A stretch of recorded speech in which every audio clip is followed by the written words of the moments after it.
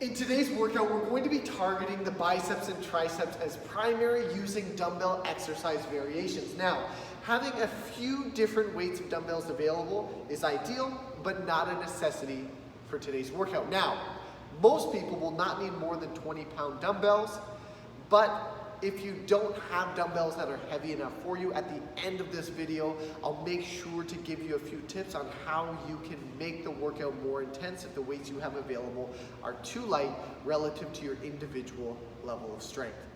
The first combination we're going to be doing, or what's called a superset, a combination of two exercises back to back, is a standing dumbbell bicep curl and a spoon press on the floor. So, dumbbells are going to be positioned just outside the legs. You can use a stagger stance if you want, but it's not necessary. We're going to go from a full extension at the elbows, and we're going to curl the weights right up to chest level. Now the upper arm should remain relatively static, tight to your sides as if you're giving yourself a hug, whereas most of the movement is going to come from the elbow itself.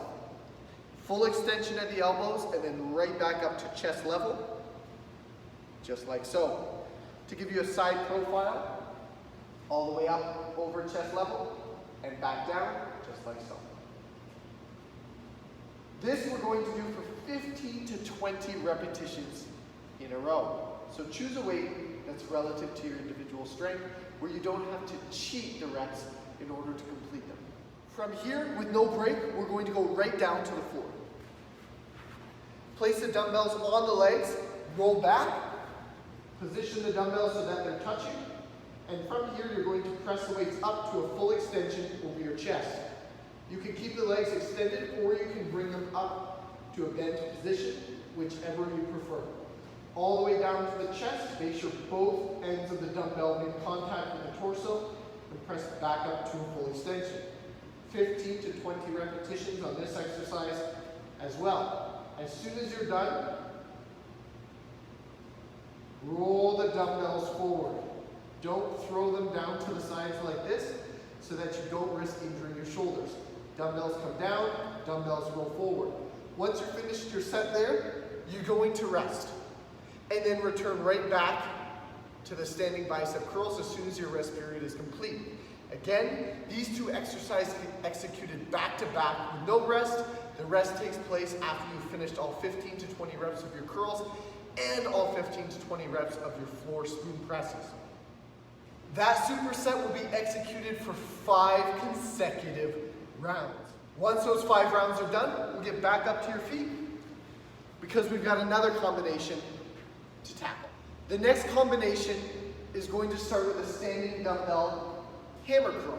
So what you'll notice on the hammer curl is the dumbbells do not start with the palms facing forward, but rather the palms are facing in towards the thighs. Again, you can assume a staggered stance if you prefer, but a neutral stance with the feet approximately shoulder width apart is just as well. From here, tight grip on the dumbbells, and we're going to curl right up to chest level, and then again back down to a full extension. All the way up to chest level, and back down to a full extension. It's very similar to the first exercise, but you'll certainly notice that it targets the arms just a little bit differently. Side profile for you, up over the chest, and back down to a full extension. Again, we're going to execute this one for 15 to 20 consecutive repetitions. As soon as all of those reps are done, we're going to adjust the dumbbells to 1. You might want to switch to a heavier dumbbell at this point, but again, it depends on your individual level of strength. This is going to be an overhead dumbbell extension. So, the dumbbell that you have, place it on one shoulder, creating a triangle underneath the base of the weight. From here, we'll bring the dumbbell back behind the head and tuck the elbows in so that they're pointing forwards. From here, you're going to extend the dumbbell up over the head and then back down to approximately a 90-degree bend in the elbows. Dumbbell extends up over the head and back to approximately 90 degrees. This will also be executed for 15 to 20 reps. Side profile for you. And be aware that you're going into this exercise with no rest period immediately after the hammer curls. Now, once you've completed 15 to 20 reps of both of those exercises, then you'll take your rest period. 4 rounds of that superset.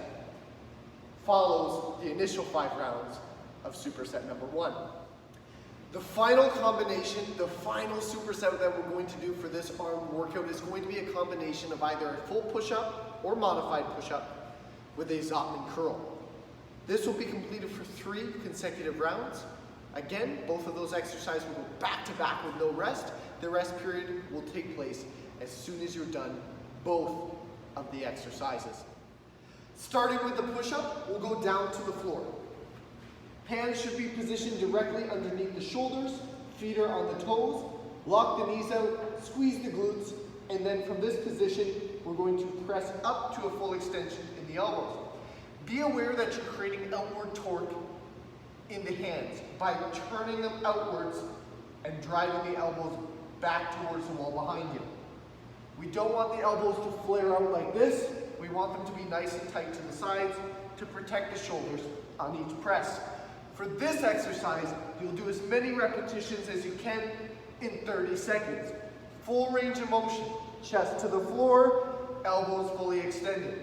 Chest to the floor, elbows fully extended. If you don't have adequate strength to do a full push-up, do a modified one.